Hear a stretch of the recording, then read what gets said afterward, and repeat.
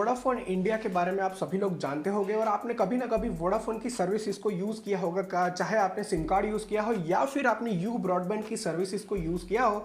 तो Vodafone India में एक वेल एस्टेब्लिश्ड कंपनी है।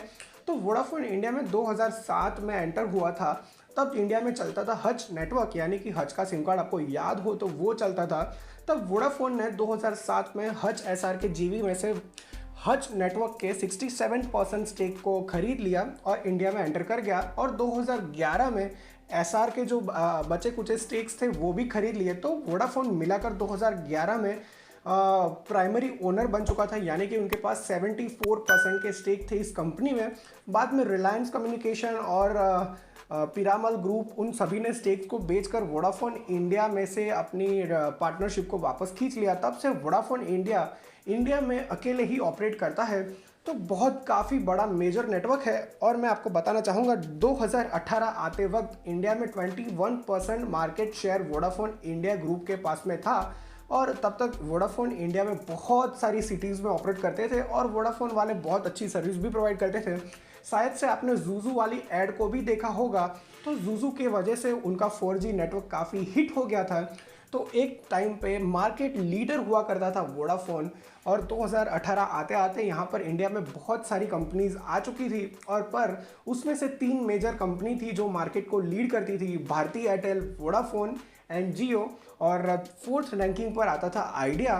तो इन सभी के साथ में कंपटीशन बहुत ज़्यादा चल रहा था। तो 2018 में वोडाफोन और आइडिया के ग्रुप को मिला दे तो उनके पास 375 मिलियन सब्सक्राइबर्स थे इंडिया में, जो 3rd लार्जेस्ट सब्सक्राइबर बेस है इंडिया में और 9th largest in the world.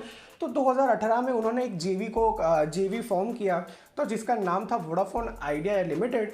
तो ये जेवी को फॉर्म करने के बाद में 2020 सितंबर 7 को एक नई कंपनी उन्होंने एस्टैब्लिश की जिसका कि नाम था वी। तो बना एक नया कंपनी वोडाफोन आइडिया लिमिटेड, यानी कि वी। तो वी के नेटवर्क को आपने काफ़ी बार यूज़ किया होगा। 2020 में ही एक नई सब्सिडरी कंपनी आई थी और एक बार के मार्केट लीडर हुआ करते थे वोडाफोन और आइडिया।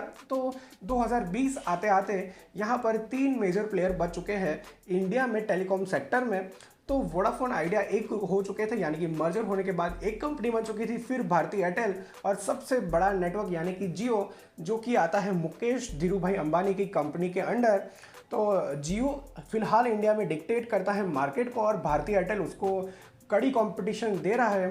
तो वोडाफोन 2021 में आते आते बोलता है कि हम यहाँ पर वोडाफोन आइडिया की जेवी को नहीं चला पाएंगे क्योंकि यहाँ पर इन पर AGR ड्यूज और बहुत सारे टैक्स के रेवेन्यूज़ देने बाकी है इंडिया में।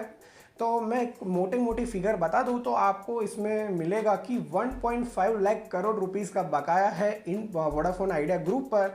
तो कुमार मंगलम बिरला जी को आप जानते होंगे, उन्होंने 4 अगस्त को वोडाफोन आइडिया के जीवी से उन्होंने जो नॉन एग्जीक्यूटिव चेयरमैन की पद से वहाँ पर इस्तीफ़ा दे दिया है, यानी कि रेजिग्नेशन दे दिया है। और साथ में ही गवर्नमेंट को एक लेटर भी लिखा था जून के महीने में कि वो चाहते हैं कि मैं अपने स्टेक्स गवर्नमेंट को दे दूं और कुछ तरीके से गवर्नमेंट वोडाफोन आइडिया की जेवी को बचा ले। तो यहाँ पर बहुत सारे लोगों की जॉब्स बच सकती है और मेजर टेलीकॉम क्राइसिस आने से बच सकता है, क्योंकि वोडाफोन आइडिया के पास में सस्टेन करने के पैसे तक नहीं है और उनको 1.5 लाख करोड़ रुपीस का बकाया चुकाना है। तो अगर ये कंपनी क्रैश कर जाती है तो बैंकिंग सेक्टर भी लॉस में जाएगा, साथ में ही पब्लिक सेक्टर के भी जो पैसे लगे होंगे यानी कि PSU बैंक्स के पैसे लगे होंगे वो भी यहाँ पर डूब जाएंगे।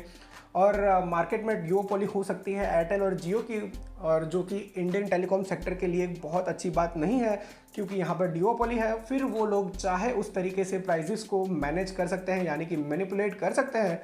तो देखते हैं गवर्नमेंट इनके स्टेक्स को खरीद पाती है या नहीं और अपने BSNL MTNL नेटवर्क को रिवाइव करना चाहती है या नहीं। गवर्नमेंट भी सोचेगी, आखिरकार ये सभी टैक्स पेयर्स की मनी है, तो गवर्नमेंट कुछ सोच कर फैसला लेगी इसके बारे में।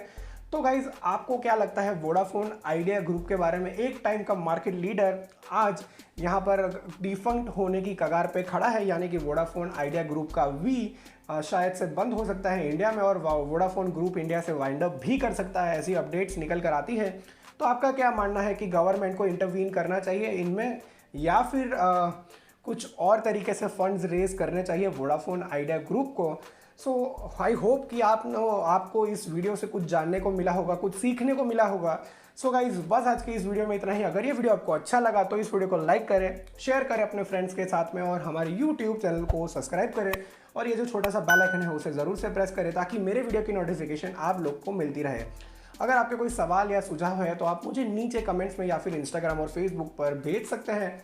सो guys I will see you in my next video. Till then keep smiling. I am Harsh and I am signing of.